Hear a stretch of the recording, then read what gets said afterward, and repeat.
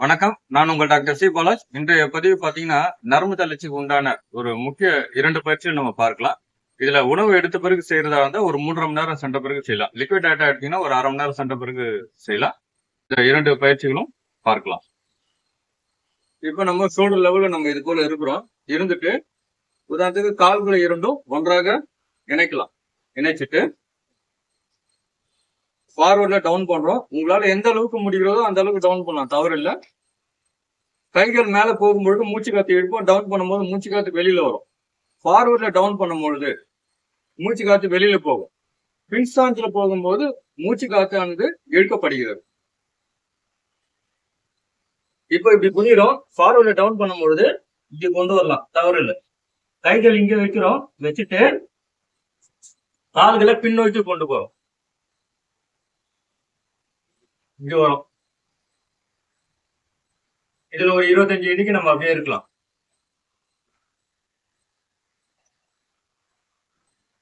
இது குதிரையோட ஒரு நிலைன்னு பார்க்கலாம்.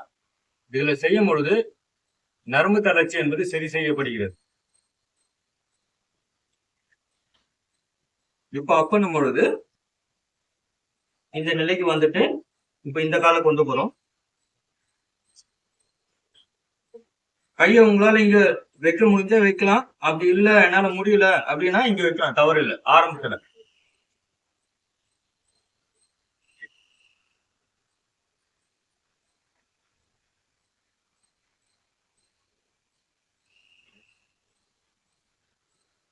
இப்ப இதுவே இப்ப பின்ஸ்டான்ஸ பார்க்கலாம்.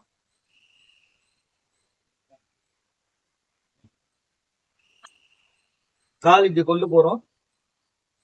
உங்களால எந்த அளவுக்கு காலை கொண்டு போக முடியுமோ அந்த அளவுக்கு கொண்டு போகலாம். தவறு இல்லை.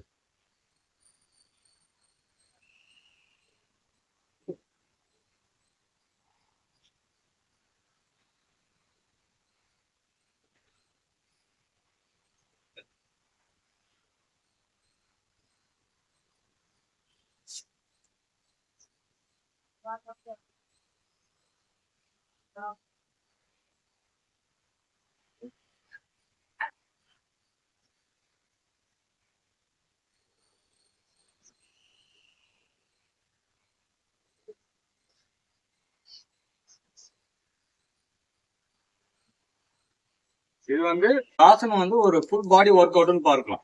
அதாவது நம்மளுடைய கழுத்து பகுதியில் இருந்து உதாரணத்துக்கு நம்ம கழுத்து பகுதி என்பது மேல உயர்த்தப்படுகின்றது.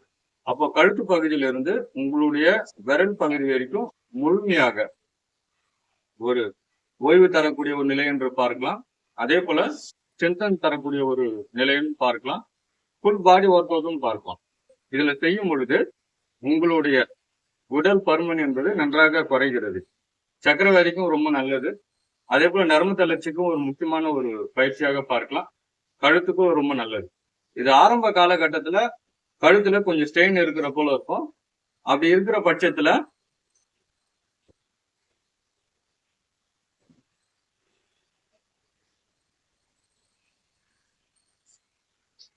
இப்படி ஒரு 5 எண்ணிக்கை செய்யலாம். அதன் பிறகு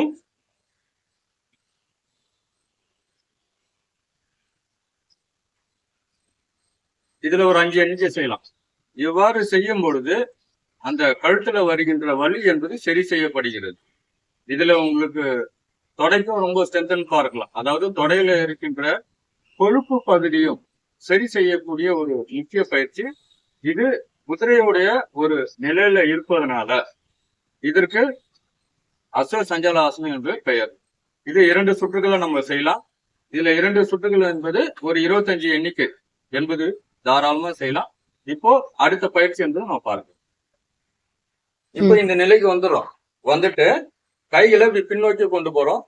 பின்னாடி போகும் பொழுது மூச்சு காத்து இழுப்போம். ஃபார்வர்ட வரும் பொழுது அதாவது பின்ஸ்டான்ஸ்ல போகும்பொழுது மூச்சு காத்து இழுக்கப்படுகிறது. முன்னாடி வரும்பொழுது மூச்சு காத்து என்பது வெளியில வரும். அந்த நிலையில சாதாரண ஒரு மூச்சு.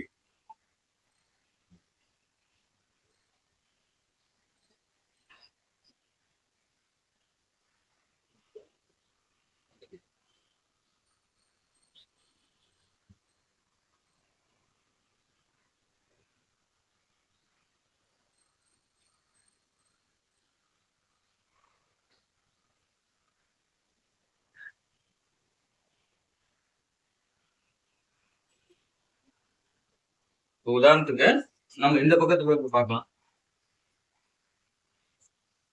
உதாரணத்துக்கு நம்ம இந்த சைட்ல இருந்து பாக்குறோம்.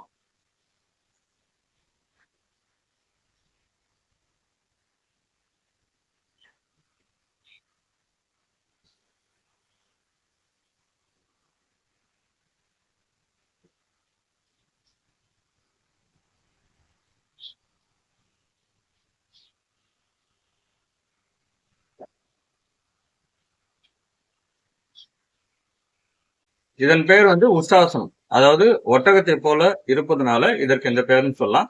இது செய்வதனால ஏற்படக்கூடிய நன்மைகள் பார்க்கும் பொழுது இருதயத்துக்கு ரொம்ப நல்லது, நுரையீரலுக்கு ரொம்ப நல்லது, ஆஸ்மா வீசிங் சைனஸ்க்கு ரொம்ப நல்லது, நரம்பு தளர்ச்சிக்கு ரொம்ப நல்லது.